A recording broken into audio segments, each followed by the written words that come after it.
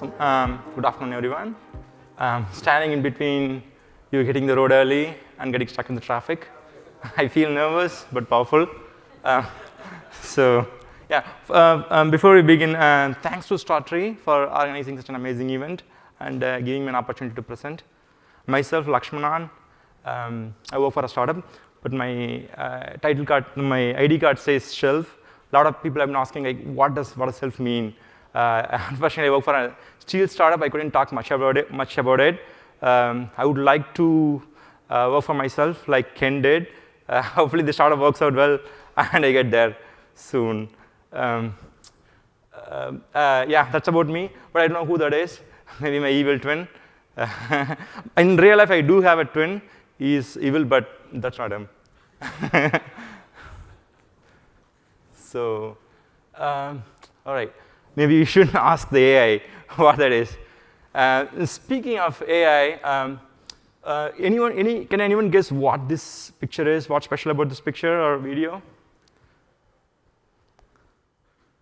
It is generated by an AI, done by a company called Runway.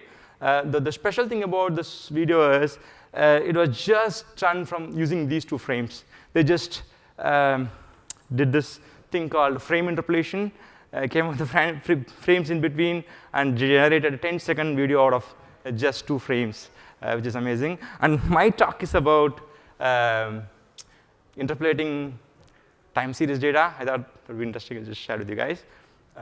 Let's get to the topic. Interpolating time series data on demand. Before we go to the interpolation part, let's just understand what is the time series data. We track, especially in the world, like we have seen about a lot of use cases where people talked about using IoT sensors to track data.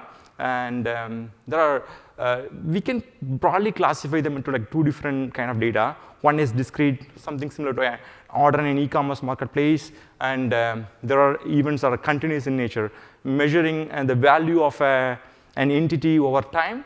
And unlike a discrete event, there is no connectivity between two orders, but the order will go through a lot of mutations, right from order to, if you talk about a food delivery order, right, being prepared to like getting picked up to getting delivered, will go through a lot of mutations. And for that, we need to reconcile those updates. Those are like absurd data. And these time series data is continuous in nature, tracking the value of an entity over a period of time. And there are a lot of practical use cases for time series data. We've seen like a lot of insurance companies send you a beacon or use a mobile app to track various events, various information about yourself, such as speed, braking, acceleration, how many times you skip stop sign, and things like that to come up with a driver score and use that to offer discounted rates and things like that. And engineers, you see a lot of engineers in the group, so we use telemetry in our application development and also monitor the health of the servers. And IoT is getting into the industry. Every industrial equipment is being automated. The health of the equipments are being monitored using sensors. So we have a lot of real-time use cases, real-world use cases for time series data. Let's look at some characteristics of time series data. They could be sparse in nature, and there could be a lot of missing data to the environment in which they operate. There could be network issues, hardware issues. There are a lot of things which could go wrong, and there could be a lot of missing data. And we could increase the polling interval to take samples often, which would mean that we are polling at a higher granularity, which would be a lot of data to handle, which would need a lot of resources to store the data and process the data, and eventually increase the cost for the company. Here is a sample time series data. We have a bunch of entities emitting values at irregular intervals. And we have to, if somebody asks, like, what is the value of a specific entity at a specific time t, we wouldn't know. Like, we have to make a guess. So the database may not have any entry for that specific timestamp. Let's look at now, let's switch gears and look at the visualization. The time series charts, which we all familiar, probably arguably one of the most popular data visualization technique out there. And why are they important? It tells us a story. It tells us not just what's the value right now. It tells a story, what has happened in the past, what's happening right now, and potentially we could predict what would happen in the future. It's also actionable. We can ask questions such as, why did it happen? And what should I have done to prevent it? What can I do right now? We're talking about real-time analytics in this conference a lot, so it's very actionable. The time series is probably the most common data visualization technique out there. So just comparing these two, how can I do time series charts on a time series data where there are a lot of gaps? So speaking of data visualization, as we are on the topic of data visualization, can anyone guess what this chart is? No, you're wrong. It is the data visualization created by a research company called Alameda Research, predicting the value of the FTX company. It has a lot of zeros in it. Sorry, just kidding, no kidding. Actually, this is released by NASA, which is very powerful, which shows the temperature, how the temperature has evolved across different seasons from 1800 to 2021. It clearly conveys the story that and across each season, the temperature has gone up by plus 1 degree Celsius. If you look this up, this conveys a powerful message. No, it used to be within the range. In the last 20 years, because of the human activity, the temperature range has gone bigger and the average has gone up. So that's the power of this data visualization tools. It conveys the story. And let's get back to our presentation. Now, to demonstrate this, let's take a practical use case in a food delivery environment. We have a lot of people joining from the food delivery space. And the thing that changed about food delivery is like now each mom and pop store or restaurant has a lot of digital storefronts to manage. And they are given a tablet to manage their digital storefronts. And the tablet could go offline for whatever reasons. They did not plug the battery. There was a Wi-Fi issue. There could be a lot of things could happen, which would make the storefronts to go offline, which means like the more time they're offline, more loss in revenue. So it is important to measure the uptime of this digital storefronts so that they can increase the sales and be successful. In this example, we have 3 different stores. Now we could ask a question like, hey, how many stores are open between that time? What is the status of store S1 between time T1 and T2? It's very hard to get answer because there is no data in the database. So that's where the feature, the capability that we added comes in handy. So let's jump in and understand better. In this case, we want to compute the uptime percentage. Uptime percentage is very simple. It is just the total time the store is up divided by the total time the store should be up. We would like to present a chart like this to restaurants so that like they can see for themselves like how often they are up, and it also presents an opportunity on how can they get closer to 100%. If you're a food delivery company, you would want to track how many online stores are the trend, and you can do anomaly detection and make sure your business is in a healthy state. So there would be an internal KPI, which would be counting the total online stores. In this case, it would be more complex because like you would be looking at all the events that exist in the system between two timestamps, and probably we end up processing like millions of events to create a chart like this. It will be much more complex than a chart that we create for a specific customer. So let's take a simple schema as an example. It just stores the value of let's say we have a system that monitors, before I go to the schema, let's say we have a system that monitors the health of the storefronts and emits an event, what is the status at a specific time. And let's say the polling interval is granular. So it's sparse, and it only emits an event when there's a change in state. Only if it goes offline, it will emit an event. If it comes back online, it emits an event. So to reduce the cost, we are polling at a very sparse interval, and we are storing it like this. For timestamp for this store, what is the status? There could be stores which could go offline. There are stores which are open for 24 hours, and there are stores that are open for a specific time. Then the stores have holidays. We should not take, obviously we don't want to take the holidays and off hours into account. That's where there's another field, augmented information we augment this table with information to indicate whether the store should be online or not. So we could do it in two different ways. We could pre-aggregate the events and compute this metric and emit and store it, maybe use a Flink job or an ETL pipeline to compute this metric and store it in Pinot and serve it. And the other thing is we could do it on demand. The difference would be the flexibility, the cost. If you want to change the definition of a metric, you want to add a new metric, you would have to build another pipeline, do a backfill, and compute the new metric. And you are it's expensive, it's less flexible. You want to add a new dimension, it's hard.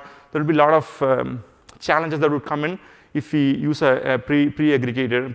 We do a pre-aggregation of events, and we are speaking about real time. So having an on-demand ability helps us do this at real time and gives us more power. In this example, we have 4 stores. We have stores opening and closing at different timestamps, and in total it comes out to 32 hours. Let's say the store 3 went offline between 1 to 1:30. It was an unintended downtime. So we want to measure that.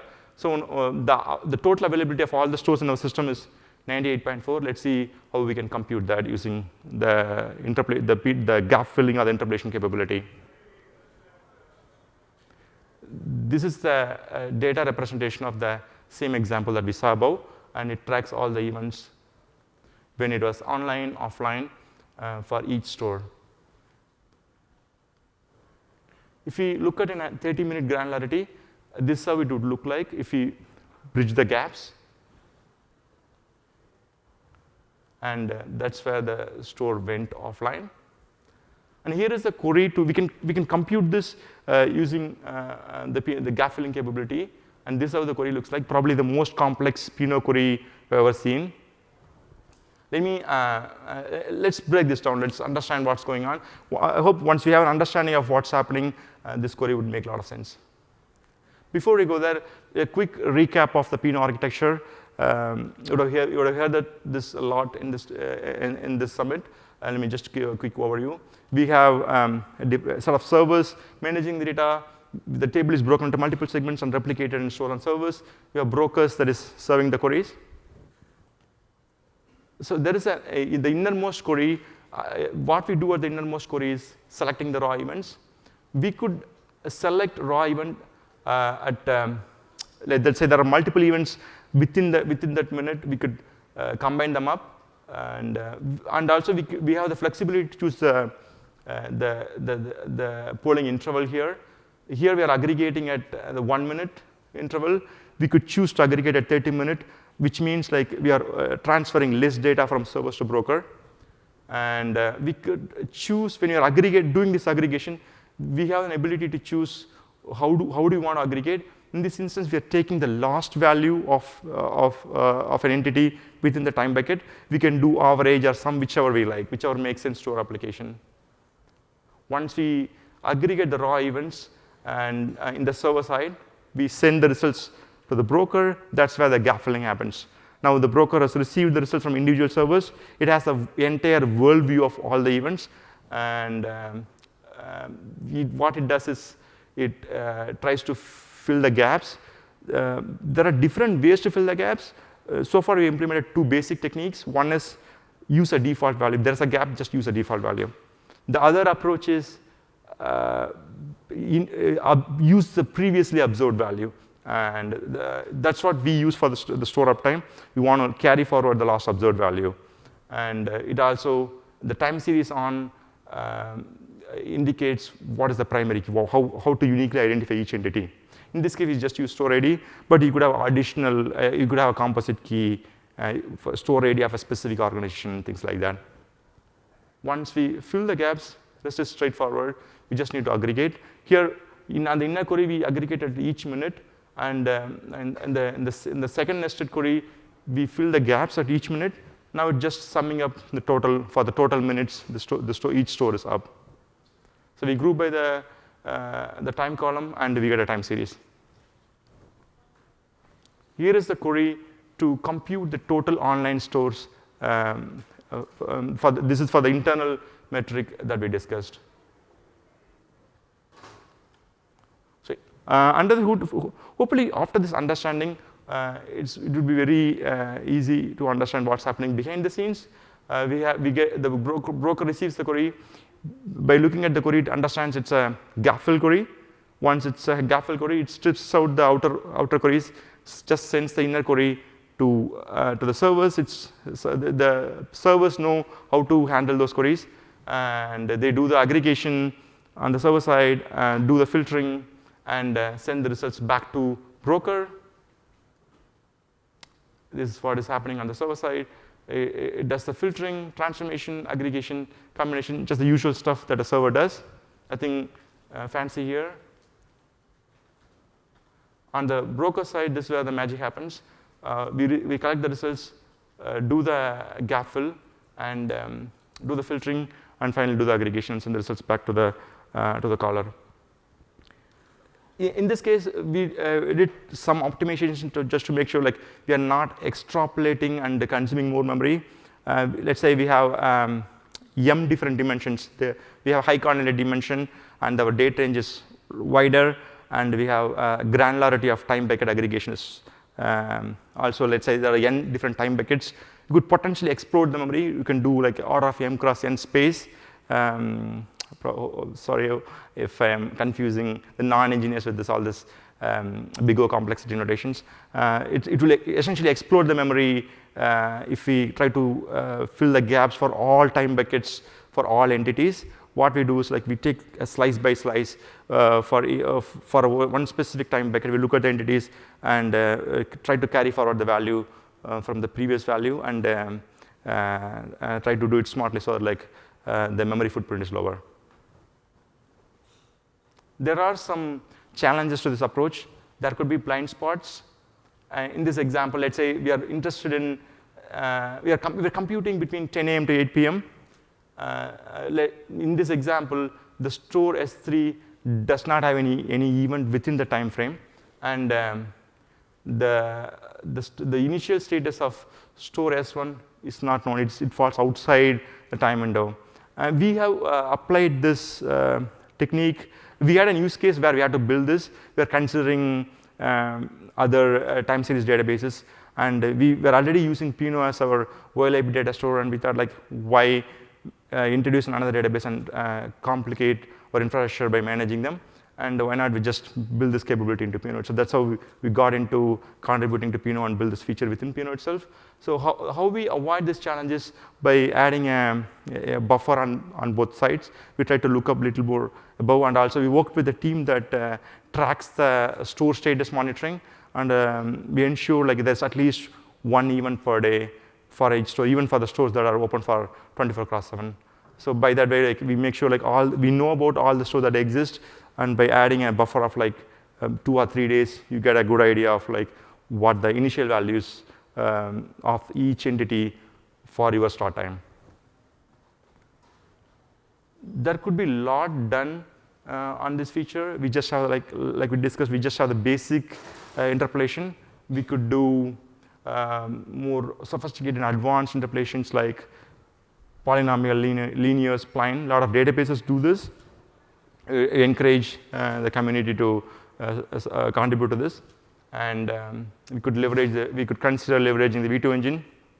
We could also try exploring the idea of can we push down the CAFL logic from the broker to the server by smartly organizing the data.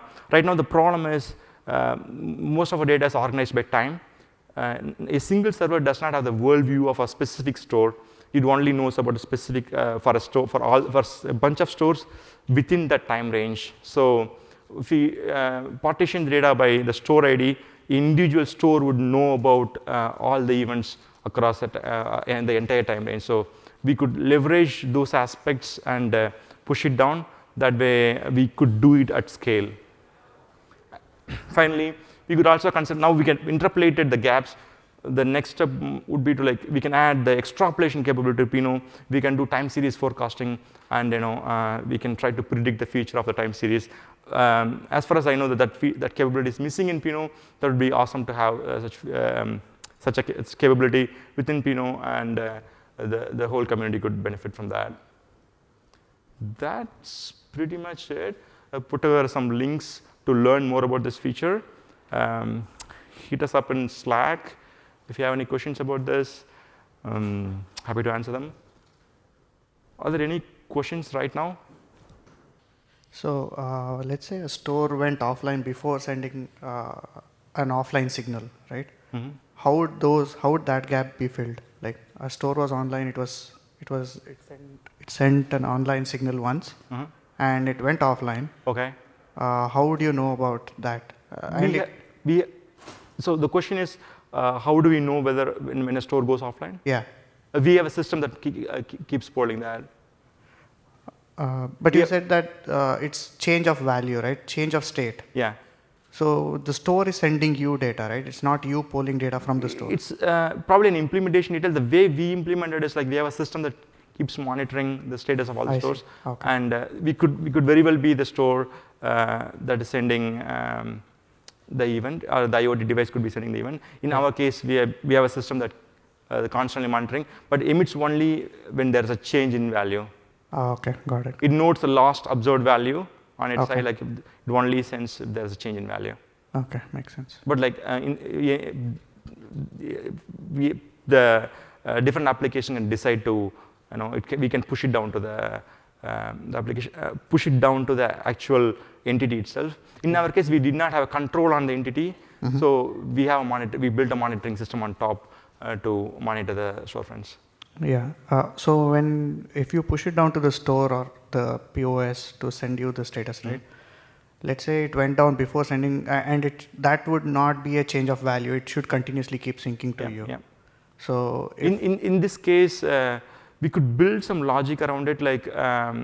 Since our system that is monitoring knows when the store should be offline, right? So it just keeps monitoring. There are 3 retries which fails, which just considers it offline.